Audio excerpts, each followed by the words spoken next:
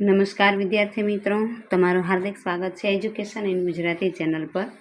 આજનો આપણો વિષય છે ધોરણ 4 વિષય પર્યાવરણ। તેમાં આપણે જોઈએ ચેપ્ટર નંબર 6, તેમનું નામ છે રિયાની મુસાફરી।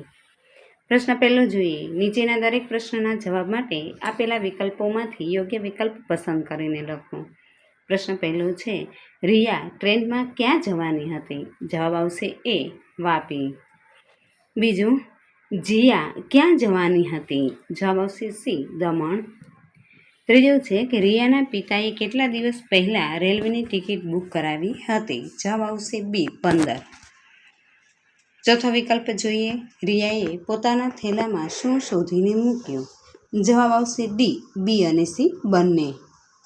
પાંચમો, રિયાએ કયા દિવસે મુસાફરી શરૂ કરી? જવાબ આવશે ડી, પૂનમ। છઠ્ઠું, રિયા વાપી જવા કયા રેલવે સ્ટેશન પર પહોંચી? જવાબ આવશે સી, ગાંધીધામ। સાતમું, રિયાને અને તેની મમ્મીને ક્યાં બેઠક મળી હતી? જવાબ આવશે બી, બારી પાસે। આઠમું, રિયાની આંખ ખુલી જતાં તેણે શું જોયું? જવાબ આવશે એ, અમદાવાદ સ્ટેશન।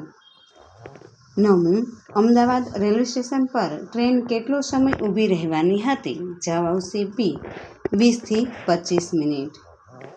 10મું છે, રિયા તેના પપ્પા સાથે કયા સ્ટેશને પાણી લેવા ઉતરી હતી? જવાબ આવશે એ, અમદાવાદ।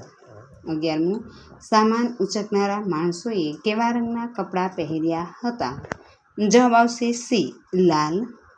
12મું, સાપસીડીની રમત કોની પાસે હતી?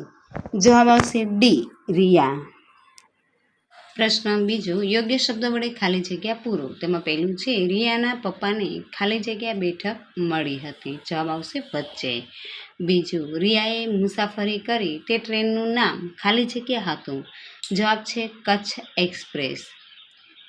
ત્રીજું જોઈએ, કચ્છનું નાનું રણ ખાલી જગ્યા જેવું દેખાય છે? જવાબ આવશે સફેદ ચાદર।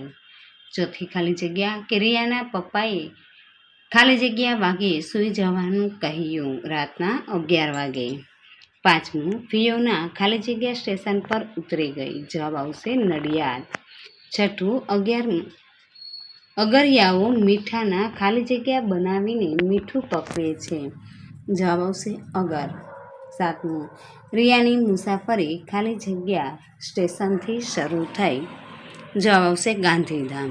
ત્યારબાદ પ્રશ્ન નંબર 3 છે, નીચે આપેલા વિધાનો પૈકી ખરા વિધાનની સામે ખરાની અને ખોટા વિધાનની સામે ખોટાની નિશાની કરો। પહેલું છે, રિયાનું કુટુંબ અને જીયાનું કુટુંબ બંને કુટુંબોએ સાથે જવાનું નક્કી કર્યું હતું। આ વિધાન સાચું છે। બીજું, રેલવેમાં મુસાફરી કરવા ટિકિટ બુકિંગ અગાઉથી કરવું ફરજિયાત છે। આ વિધાન ખોટું છે। ત્રીજું, જીયાનું ફરવા જવાનું બંધ રહેતા રિયા ખુશ થઈ ગઈ। આ વિધાન ખોટું છે। ચોથું, ટ્રેન સ્ટેશન પર આવી ત્યારે તે એકદમ ખાલી હતી। આ વિધાન ખોટું છે। પાંચમું, ટ્રેનમાં ચડવા કે ઉતરવા ધક્કામુક્કી કરવી જોઈએ। આ વિધાન ખોટું છે। છઠ્ઠું, ટ્રેનના ડબ્બાને અંગ્રેજીમાં કોચ કહે છે। આ વિધાન સાચું છે। સાતમું, ટ્રેનના સ્લીપિંગ કોચમાં રહેલી બેઠક પર બેસી પણ શકાય છે। આ વિધાન સાચું છે। અને આઠમું, ટ્રેનમાં આપણે વગર ટિકિટે મુસાફરી કરી શકીએ છીએ। આ વિધાન ખોટું છે। નવમું, ટ્રેનમાં ટિકિટ ચેક કરવામાં આવતી નથી। આ વિધાન ખોટું છે। 10મું, ટિકિટ ચેકરે મુસાફરોને હેરાન કરવા જ ટિકિટ ચેક કરે છે। આ વિધાન ખોટું છે। 11મું, બધા જ રેલવે સ્ટેશનને રેલવે જંકશન ન કહેવાય। આ વિધાન સાચું છે। 12મું, રિયાએ કચ્છના નાના રણમાં મીઠાના અગરો જોયા। આ વિધાન સાચું છે। 13મું, મીઠું ખારાશવાળી જમીન પર પકવવામાં આવે છે। આ વિધાન સાચું છે। 14મું, ટ્રેનમાં ટોયલેટની સગવડ હતી। આ વિધાન સાચું છે। 15મું, રિયાને અમદાવાદ ગાંધીધામ જેવું જ લાગ્યું। આ વિધાન ખોટું છે। અને 16મું, રેલવે સ્ટેશન પર એક પ્લેટફોર્મથી બીજા પ્લેટફોર્મ પર જવા માટે દાદરની વ્યવસ્થા હોય છે। આ વિધાન સાચું છે। પ્રશ્ન નંબર 4, નીચેના પ્રશ્નના 1-2 વાક્યમાં ઉત્તર આપો। પહેલું, રિયા વાપી કેમ જવાની હતી? વેકેશન હોવાથી રિયા તેના મામાને ઘરે વેકેશન ગાળવા જવાની હતી। બીજું, રિયા અને જીયા શા માટે ઉત્સાહી હતા? રિયા અને જીયા બંને મિત્રો એકસાથે વાપી જવાના હતા. આમ એકસાથે ટ્રેનની મુસાફરી કરવા મળશે તે વિચારે તેઓ ઉત્સાહી હતા. ત્રીજું, જીયાના કુટુંબે મુસાફરી શા માટે રદ કરી? મુસાફરીમાં માત્ર 2 દિવસ જ બાકી હતા. ચોથો પ્રશ્ન છે, બીમાર અવસ્થામાં જીયાએ મુસાફરી કરી હોત તો શું મુશ્કેલી પડત? બીમાર અવસ્થામાં જો જીયાએ મુસાફરી કરી હોત તો તેની તબિયત વધુ બગડત અને તેને પૂરતી સારવાર પણ ન મળત, જેને કારણે કદાચ તે વધારે બીમાર પડત. પાંચમો પ્રશ્ન કે તમે ક્યાં ક્યાં વાહનોમાં મુસાફરી કરી છે? તો તમે બસ, ટ્રેન, રિક્ષા, મોટર વગેરે વાહનોમાં મુસાફરી કરી છે. છઠ્ઠું, રિયા અને તેનું કુટુંબ કઈ તારીખે વાપી જવા નીકળ્યા? રિયા અને તેનું કુટુંબ 28 મેના રોજ વાપી જવા નીકળ્યા. સાતમું, રિયાના પપ્પાએ ટ્રેનના ડબ્બામાં શાંતિથી ચડવાનું કેમ કહ્યું હશે? ટ્રેન સ્ટેશન પર 15-20 મિનિટ ઊભી રહેવાની હતી, તેથી ટ્રેનમાં ચડવામાં ઉતાવળ કરવાથી પડી જવાય એના કરતાં શાંતિથી ચડવાની સલાહ આપી. આઠમો પ્રશ્ન છે, ટ્રેનમાં ટિકિટ ચેક કરવા કોણ આવે છે? ટ્રેનમાં ટિકિટ ચેક કરવા ટિકિટ ચેકર આવે છે.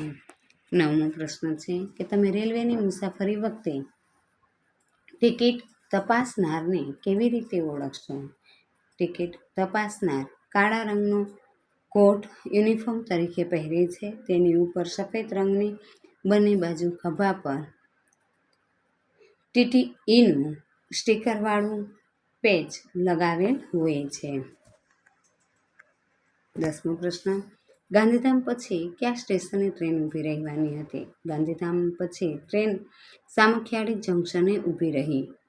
11મો પ્રશ્ન છે, રેલવે જંકશન એટલે શું? તો કે જે રેલવે સ્ટેશનથી આગળ જવા માટે 2 કે તેથી વધારે રેલમાર્ગ છૂટા પડતા હોય તેવા રેલવે સ્ટેશનને રેલવે જંકશન કહે છે. 12મો પ્રશ્ન છે, સામખિયાળી જંકશન પરથી કયા 2 માર્ગો છૂટા પડે છે? સામખિયાળી જંકશન પરથી અમદાવાદ તરફનું અને પાલનપુર તરફનું એમ 2 રેલમાર્ગ છૂટા પડે છે. 13મો પ્રશ્ન છે કે આ પુલને કચ્છનું પ્રવેશદ્વાર કહે છે? સૂરજમુખી પુલને કચ્છનું પ્રવેશદ્વાર કહે છે. 14મો પ્રશ્ન, સુરતબારી પુલ કચ્છ માટે મહત્વનો છે કારણ કે આ પુલ ન હતો ત્યારે અમદાવાદ તરફ જતી બધી જ ટ્રેનો પાલનપુર થઈને અમદાવાદ જવામાં સમયની બચત થાય છે. 15મો પ્રશ્ન છે, રિયાને કેમ ઊંઘ નહોતી આવતી? રિયાને ટ્રેનના અવાજના કારણે ઊંઘ નહોતી આવતી. 16મો પ્રશ્ન છે, અમદાવાદ સ્ટેશન પરથી તેમણે શું ખરીદ્યું? અમદાવાદ સ્ટેશન પરથી તેમણે ચીકુ અને કેળા ખરીદ્યા. 17મો પ્રશ્ન છે, કોણ કોણ સાપસીડી રમ્યું? ફિયોના, રિયા અને હિમાક્ષી સાપસીડી રમ્યા. પ્રશ્ન નંબર 7, યોગ્ય રીતે જોડકા જોડો. વિભાગોમાં જોઈએ કે રસ્તા પર દોડે, જવાબ આવશે ક બસ. બીજું, પાણીમાં ચાલે, જવાબ આવશે ડ હોડી. ત્રીજું, હવામાં ઉડે, જવાબ આવશે અ એરોપ્લેન. અને ચોથું, પાટા પર દોડે, જવાબ આવશે બ રેલગાડી. ત્યારબાદ પ્રશ્ન નંબર 8મો છે, મને ઓળખો. એમાં પહેલું છે કે હું મુસાફરોને બેસાડી પાટા પર દોડું છું, ટ્રેન.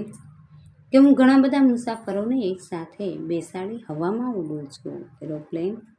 ત્રીજું, હું રેલવેમાં મુસાફરોની ટિકિટ ચકાસું છું, ટિકિટ ચેકર.